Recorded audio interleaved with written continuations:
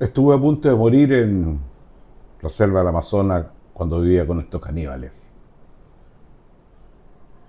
Bueno, me comprometí con ustedes de al menos una vez a la semana voy a sentar. Hoy el día está nublado atrás, es una, es una nube que está aquí encima, no se ve el mar, eh, pero bueno, sí que tenemos de fondo un día gris. Esta es la parte que más me cuesta contar a mí, porque si a mí me la contaran, yo no la creería. Así de simple.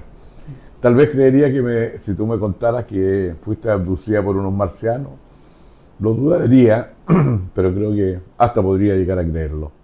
Pero esta historia que yo viví en la selva del Amazonas, la cuento porque fue un antes y un después en mi vida, pero lo más importante, creo que son muy pocas las personas que han tenido la experiencia de entrar a vivir con estos indios caníbales, muy primitivos, hacer un estudio de campo. Yo siempre fui curioso y nunca me conformé con los libros ni con lo que me decían. Que esta es la verdad, que Dios, que Aristóteles, que... Nunca me conformaba con esas verdades. Y no es que no las creyera, quería experimentarlas por mí mismo. Porque creo que hay una cosa que es súper importante y esto es un paréntesis. Aprende a tener ideas propias. Tus ideas que tú las has creado. Es muy importante. Y no ir por la vida repitiendo frases, ideas y creencias que determinan gran parte de tu calidad de vida y tus conductas, y tú no te das cuenta que estás haciendo una réplica de pensamientos, ideas y creencias de otros que pueden ser o no ser aceptadas. Y yo fui rebelde desde muy joven, rebelde en el amplio sentido de la palabra. Me rebelaba. Cuando estaba en la selva del Amazonas, puedes revisar los capítulos anteriores, porque lo he ido contando, esta tercera vez que voy a hablar del tema, pero he ido avanzando. La historia es larguísima. Es para escribir es para hacer una película, es para escribir un libro. Algún día lo escribiré, no sé, estoy más flojo. Pero uso este medio. Un día, ya te dije que ellos vivían de noche. Yo me fui a mi choza, donde dormía solo en el suelo, y tenía un chonchón y me gustaba leer. Cuando estaba ahí, esa noche fue todo diferente. Observé que empezó a llegar más gente y había como un estado de euforia generalizado, que me pareció un poco extraño, pero tranquilo. Hasta que en la choza que yo estaba, pongámosle puerta, los dos hijos del cacique más tres jóvenes más, que descubrí que uno hablaba así castellano, mal, pero hablaba, le pegan una patada fuerte a la puerta donde ellos estaban y los tres me quedan mirando y se ponen a reír. Y me pareció absolutamente sospechoso y empecé a sentir algo de miedo. Hasta que uno de ellos me dice, ¿y tú no tienes miedo de estar aquí? Y ahí entendí todo. Yo era el pato de la boda de esa noche. Y lo quedo mirando con una hipócrita tranquilidad. Y le digo, ¿miedo de qué? Se quedan mirando ellos cinco y se siguen riendo. Cierran esta cortina, puerta, no sé cómo llamarla. Todo muy básico, muy rudimentario. Y se van. Y yo entiendo que yo estaba en peligro. Sin celulares, sin saber a quién recurrir, a unos 30 kilómetros tal vez del- de la casa más cercana, en medio de una selva donde tú te miras las manos a un centímetro y no las ves, donde no ves nada, solo el reflejo de millones de luciérnagas y el grito de millones o cientos o miles de monos con unos alaridos gigantescos. Eso era materia toda la noche, porque yo estaba acostumbrado. Al principio, las primeras noches eran de terror. No podía dormir. Ellos, te dije, despertaban, en el capítulo anterior, despertaban de madrugada y salíamos a cazar. Principalmente monos, serpientes, insectos. Pero esa noche todo era diferente. Entendí que había llegado el momento del fin de mi vida. Tenía 19 años. Y en un arrojo de valentía, porque no tenía otra opción, tomé el morral de cuero que andaba trayendo, me vestí, comillas, no dormía no tampoco, pero con ropa, pero acomodé mis cosas e intenté salir. Y a la salida estaban estos 5, que eran más o menos de mi edad, un poquito más joven, no sé, es difícil calcular la edad, pero eran más o menos de mi edad. Y uno me para y me pega en el pecho. Y me dice: ¿a dónde vas? Pues ya en una actitud desafiante, belicosa. Y yo digo: a compartir con ustedes.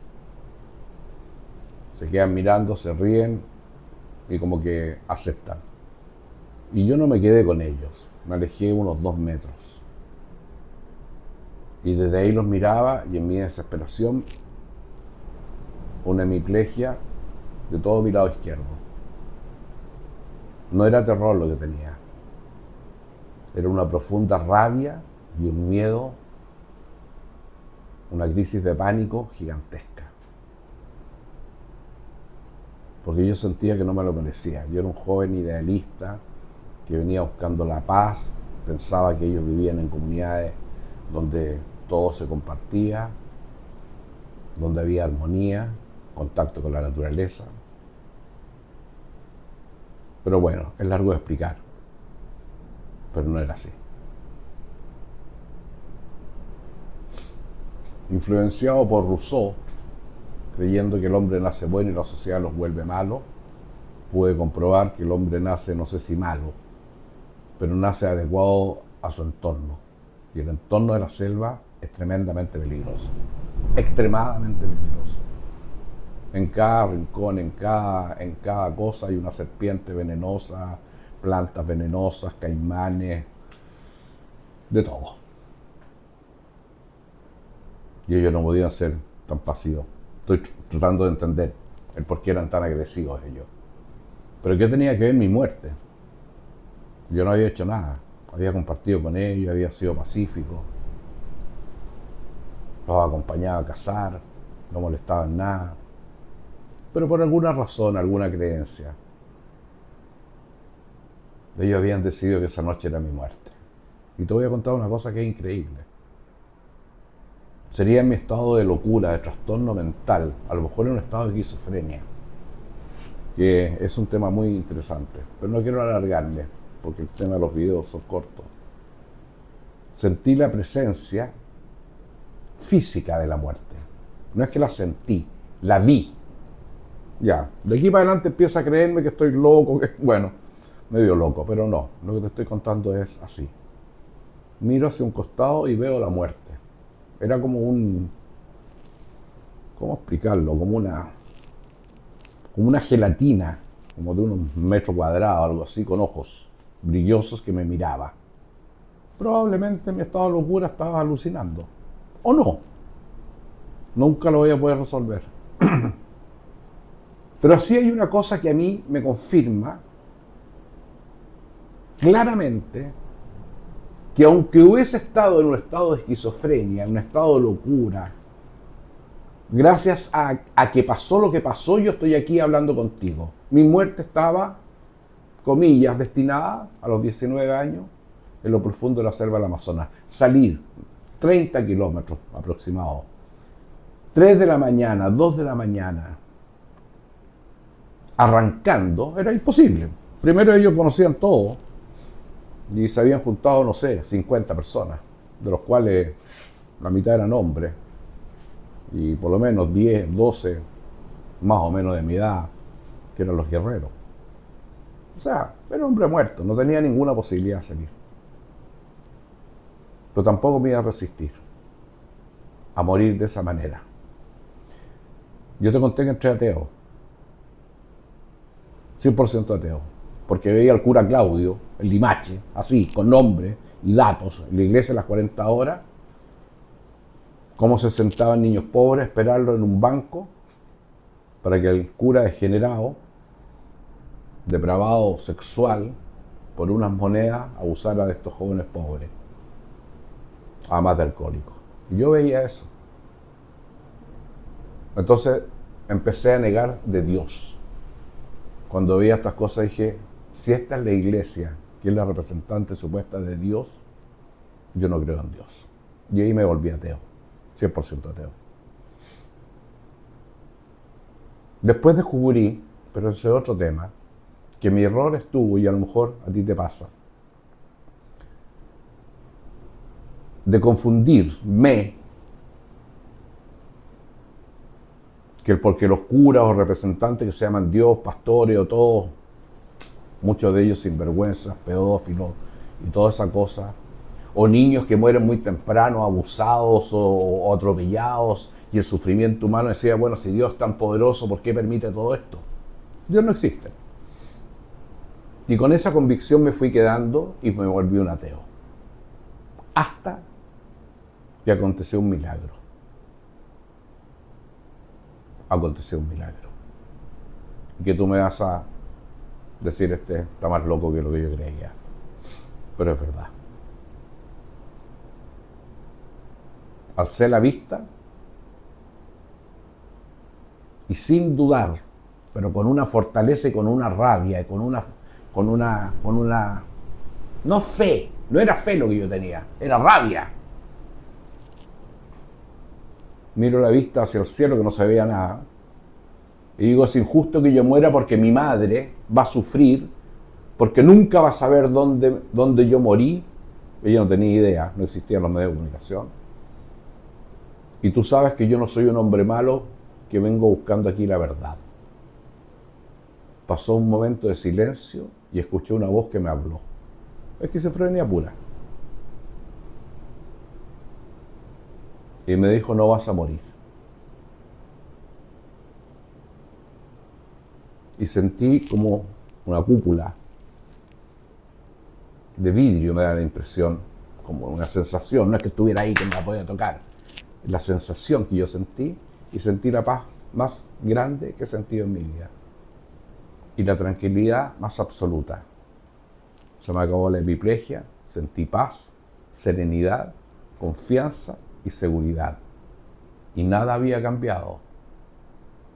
Bailes, chonchones, pues, supuestamente droga, que lo usaban permanentemente, en estado de alteración absoluto. La fiesta. Yo era el pato de la boda. En un próximo capítulo te voy a contar algo increíble. ¿Por qué de ser ateo y de no creer cero en Dios, que era un cuento, un mito, como diría Marx, el opio del pueblo, hoy día he cambiado absolutamente de posición y no solamente creo que Dios existe, sino que estoy 1000% seguro que hay algo,